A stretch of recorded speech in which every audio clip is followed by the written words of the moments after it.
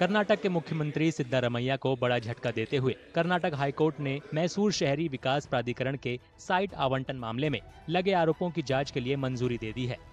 इस तरह से हाईकोर्ट ने राज्यपाल थावरचंद गहलोत के उस फैसले को क्लीन चिट दे दी है जिसमें उन्होंने सीएम के खिलाफ जांच को मंजूरी दी थी।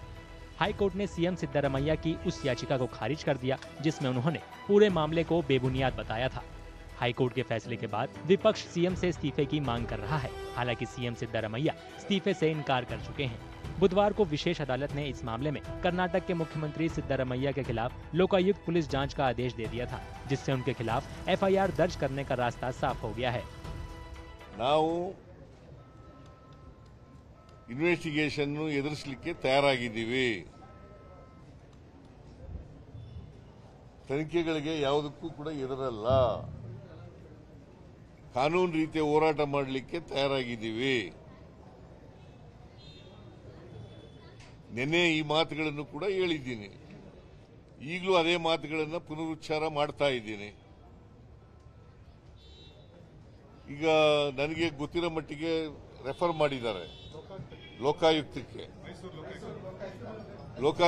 ರೆಫರ್ ಮಾಡಿದ್ದಾರೆ, ಮೈಸೂರು ಲೋಕಾಯುಕ್ತಕ್ಕೆ ರೆಫರ್ ಮಾಡಿದ್ದಾರೆ। ಬಿಕಾಸ್ ಅಲ್ಲಿ ಕಂಪ್ಲೇಂಟ್ ಕೊಟ್ಟಿದ್ರು ದೂರದಾರರು ಮೈಸೂರಿನವರು, ಮತ್ತೆ ಮೂಡ ಮೈಸೂರಿನಲ್ಲಿದೆ ಅಂತ ಮಾಡಿರಬೇಕು ಅಂತ ಅನ್ಕೊಂಡಿದ್ದೀನಿ ನಾನು। अदालत के फैसले के बाद राज्यसभा सांसद कपिल सिब्बल ने राज्यपाल के संवैधानिक कर्तव्यों और जांच के फैसले पर सवाल उठाए हैं। सिब्बल ने केंद्र सरकार पर राज्यपालों का इस्तेमाल कर गैर बीजेपी सरकारों को गिराने की साजिश रचने का भी आरोप लगाया। कॉन्स्टिट्यूशन में तो कहीं नहीं लिखा ना कि गवर्नर सैंक्शन दे सकता है, ये तो कॉन्स्टिट्यूशन में नहीं लिखा। प्रोसिक्यूशन का कब दे सकता है, कैसे दे सकता है, तो ये मामला अदालतों ने तय किया है। सुप्रीम कोर्ट ने ये कहा है कि अगर चीफ मिनिस्टर के ऊपर कोई आरोप होगा तो उसकी सैंक्शनिंग अथॉरिटी केवल गवर्नर हो सकती है, क्योंकि कैबिनेट तो अनुमति नहीं दे सकती, क्योंकि कैबिनेट तो चीफ मिनिस्टर के अधीन है।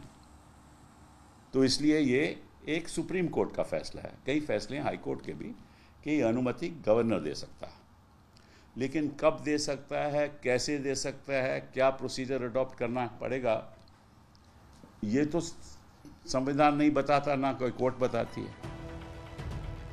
ये विवाद 2020 में आई मूडा की योजना से जुड़ा हुआ है। ये स्कीम लैंड यूज बदलने के लिए लाई गई थी।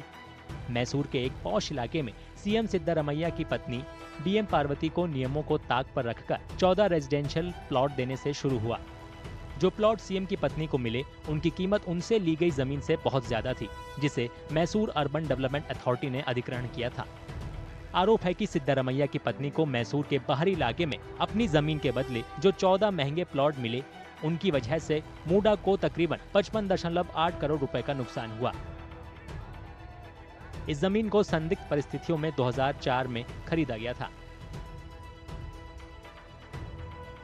High Court has clearly mentioned that corruption has taken place and unseen forces has worked behind the screen to benefit Siddaramaia's family, and Siddaramaiya cannot claim innocence in this particular case.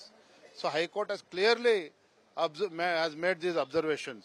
So I hope after going through the judgment, because yesterday what Siddaramaiya has told in the press briefing that he has not gone through the judgment. So I am sure he might have gone through the judgment last night, and I am confident he will be forced to resign in a day or two. Karnataka के राज्यपाल थावरचंद गहलोत ने मूडा विवाद की जांच के लिए असाधारण परिस्थितियों का हवाला देते हुए भ्रष्टाचार निवारण अधिनियम की धारा 17A के तहत जांच को मंजूरी दी थी, ताकि हाई प्रोफाइल मामले की निष्पक्ष जांच हो सके। हाईकोर्ट के इस फैसले के खिलाफ कांग्रेस फिर से अपील कर सकती है। वैसे कर्नाटक की जनता को भूमि आवंटन घोटाले के पीछे की सच्चाई सामने आने का बेसब्री से इंतजार है।